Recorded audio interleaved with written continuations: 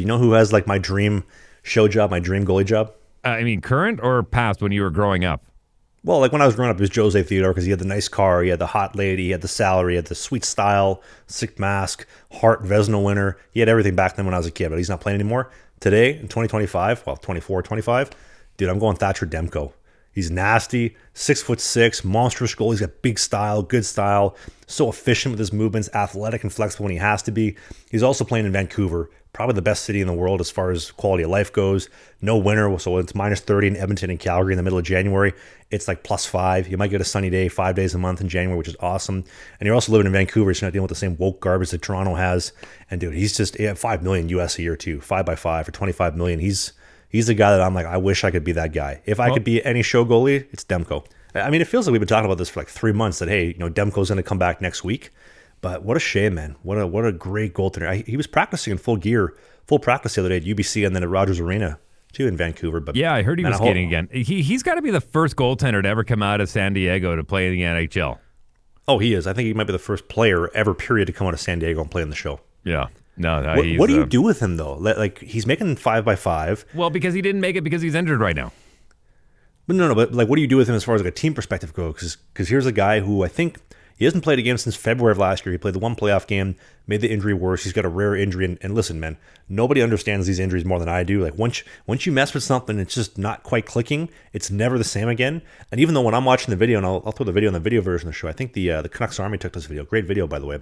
He looks good. He's moving. He's flowing, but something's just not quite right, and I kind of wonder what that is. Here's my hot take, and I'll tell you exactly why I think this is a hot take. You ready? I'm ready. They're not going to rush him back. They just lost JT Miller, all right? And I love the fact that the GM called out the media saying, go back to making up trade rumors, okay? Leave this alone. This has nothing to do with him bailing on the team.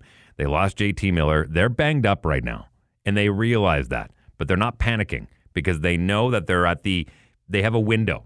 They've got about a 4-year window with this core of guys, and Thatcher's in there. They've got a 4-year window. They're not going to rush back right now. They know they've got next year and the year after, and they're comfortable with that. They're a competitive team the way they are. When they get healthy, they will be dominant, but they're not going to rush, and I think that's one of the smartest moves that they can make. They're never going to say that out loud. They'll never tell me. They're not going to call me and go, Wheels, you're totally right on this one. But they're patient. And I think that's one thing that a lot of teams are lacking, where they hit the panic switch and they go, fire sale! Patience. Everything must go. Right, exactly. Kind of like the way the New York Rangers are right now, going, where can we send Trouba? No. Settle down. You're the guy, and don't mess with the Zohan when he's got the electronics store. It's like going out of business. Everything must go. Exactly. It's going out of business sale for the last 10 years. Exactly. Vancouver's being very patient. I think it's the smartest thing they can do. They've got a great fan base. They know they're not going to lose seats. They're a competitive team for now. They have a chance at making the wild card, but if they get healthy and they're patient with it, they are going to be contenders for the next 2-3 years. Think about this, though. Like, if he's healthy, that we're having a Florida-Vancouver Cup final instead of Florida-Edmonton. Now, I'm glad it was Edmonton because they probably would have burned the city down. I live in downtown Vancouver, so thank God that didn't happen and he got injured. They didn't make the Cup final, but what a shame, man. He's a nasty goalie. One of the best. Top 3, I think, in my opinion. Yeah, no, and again, I think it serves him better not being in this Four Nations Cup because he's better healthy than he is at 80%. And I mean, I know that goes for anybody, and that's a no-brainer. That's an obvious statement. I get it, but they're not going to rush him back, and I think that's the smartest thing they could do.